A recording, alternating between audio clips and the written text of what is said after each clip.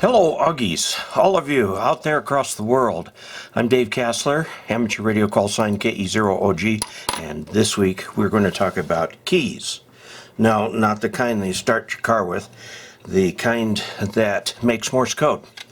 Okay, I received one in the mail. This is the one. I'm just taking it apart right now, and I've got some others that I'll show in a minute too. But first, let's take this apart. This is an iambic keyer. Well, it's not an iambic keyer.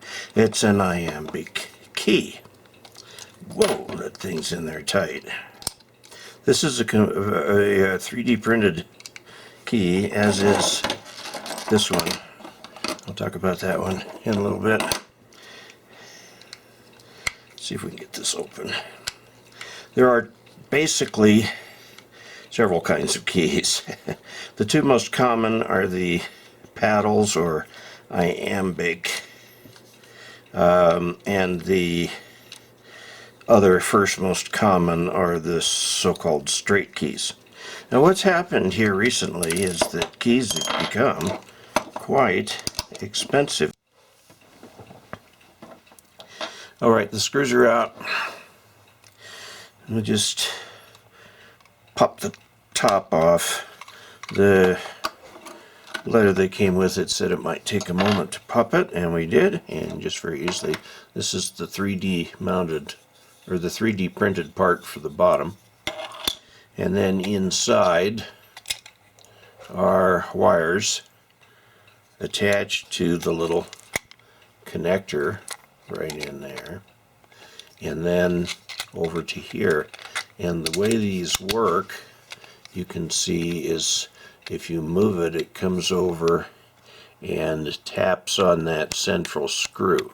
Okay, like that. Now the push to keep the two apart are these two magnets right here that are fighting against each other. Okay, and so they give you just a little bit of spring right there. If you move the magnets back and forth along here, you can vary the amount of push back and forth. It's not very much right now. The magnets can't push it any further back than right against that edge or that edge. So that's your spacing to begin with, and you push it like that. So actually inside you can, if you want, loosen this nut. Okay, screw this screw a little bit more or less into here to change the amount of travel, and then use this nut to reconnect that spade lug right there. Okay, and so very neat, very interesting. The 3D printing includes the little pole that this thing pivots over. It's just a very nice, simple design made of plastic that's printed plastic. And now,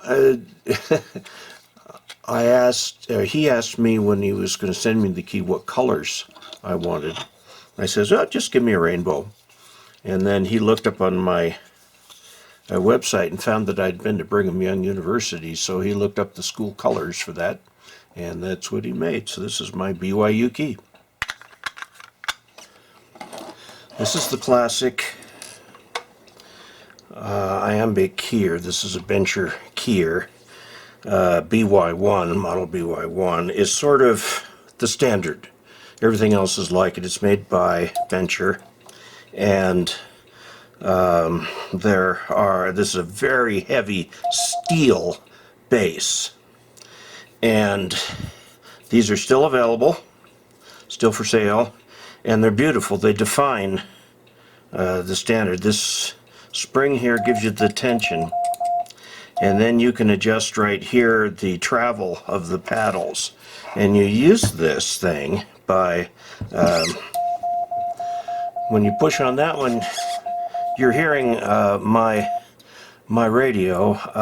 I've got my Yaesu FTDX 3000 set to 5 watts on CW, and it is going into a dummy load. right there, dummy load. Built that dummy load many, many years ago.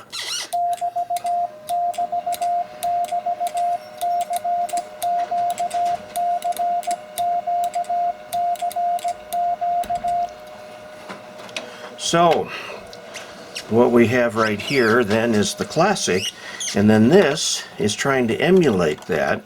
It's got the same two paddles out here. This is fairly common. This works too. It's a stereo plug now, a stereo plug into here, because there's 3 wires that come out. There's a ground, and there's the dit lever and the dial lever.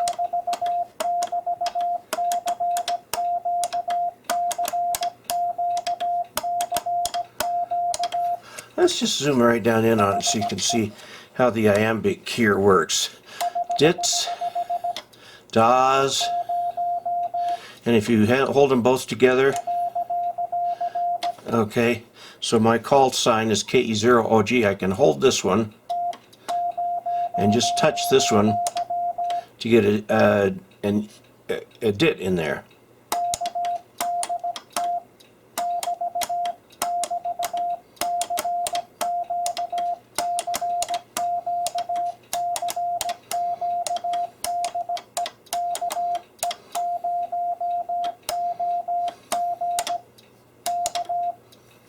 So, I mean, this right here is my station key, this iambic, and it operates in exactly the same way.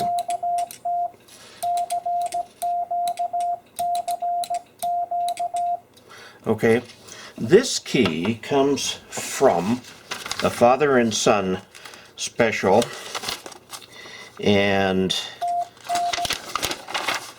they sent me an email. I'm going to have to, okay. Here is the URL for this, thecheap3dprinter.etsy.com. Okay, you see that on the screen. Now, it's from Tim McCain, K7OB, who makes these with his son. I would guess his son is in middle school. And so he has also offered to give a coupon here. So here's the coupon. If you go to that site, and again that's thecheap3dprinter.etsy.com, okay, and if you put in a KE0OG5, it's the KE0OG5 off, you can get $5 off the key. Okay, so the key is being sold at $30, and that's pretty good. Now, this other key over here is from another father and son team, Joseph Delgado in Bonware, Texas. Okay, and he and his son have been doing the same thing as a 3D printed key. They had to print the parts and then screw them together, and just a little modicum of soldering. Now, one of the things that is true with both of these keys, they don't stay put, so you need to put them on a stronger base. See, this thing stays put because it's got that great big piece of metal in there. So you either have to hold this with the other hand, or else mount this to some sort of a base that your hand can rest on. Now, the problem with this key, which is up and down like this, is that you get that. So either mount this to a piece of wood so that you can just press down on it. You don't really just tap, you use 3 fingers. Okay, so and this bends just a little bit, but not so much as to be any kind of an issue at all. It's very nice construction here. You can adjust the tension right there where there's a spring, and you can adjust the key travel right there to get that just the way that you want it. Okay, so that comes from Joseph Delgado, and they have a website, cwmorse.us, and they've got all kinds of things. Their whole purpose, and in fact the Tim McCain, K7OB, who is at the cheap3dprinter.etsy.com, the whole purpose there is to provide inexpensive keys for those who want them, because keys like this are over $100, and if you get any one of the metal straight keys today, you're going to pay a fortune for it. Okay, so let's look at a couple other keys I've got here. This is my station straight key. It's a JJ38, probably made in the 50s, I would think, that looks just like the U.S. Army J38, except there are ball bearings in here. Okay, somebody thought they needed ball bearings. This is the classic J38 key. You can just see under there where it says J38. Okay, and it has the shorting bar. It has the place to hook up to the line and to the telephone and so on. It's a beautiful little thing. We won World War II with these things. Very nice key. Very old. And then I have this key that my father gave to me. It's got a marking over here that looks like a J86. And then there's another marking over here that looks like NPRY. Well, RY would be railway. And with the big wing nuts on here, this would be mounted to a desk so it wouldn't go anywhere. And they had everything laid out just the way they wanted them. So, okay, you need a Morse key to do Morse code. This is the QCX single band QRP kit that's kind of caught the world by storm. This switch right here, this little micro switch, can be used as a Morse code key. Now I found it's best to press it up here at the top to make it feel more like a key. I can get clean code out of it if I do that. Okay, so to do Morse code you need a key. Lots of options available. I consider the iambic keyer to be a next step. Most everybody learns on a straight key.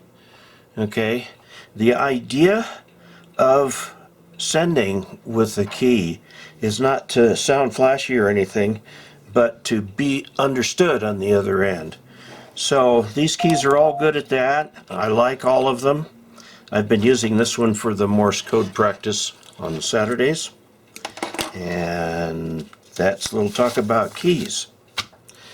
In channel news, please tune in on Saturdays for the Morse code practice. Again, we're doing just a loop. It's going to be a continuous low-key type of thing, no pun intended. And we'll keep going through letters, and so if you just jump in anywhere and persevere and practice at home, you'll be doing good things. Please also look up my support page at dcasler.com/support. It's got a link there to the tip jar, to Patreon, to a bunch of Amazon links where if you buy through there, you pay the same price, but I get a finder's fee. Also, I still have the thumb drives with all the Amateur Extra lessons on them. I'm going to be putting out another April Fool's Farn video, so look for that. Okay, so we've got lots of these keys, and it looks good. All you Augies, I love you. Thank you. Thank you for being part of this. This is so much fun. We can form a community together. And so I will say, use both feet when walking, and 73. Next week our video will look a little bit more closely at a couple other DMR VHF radios. So stay tuned.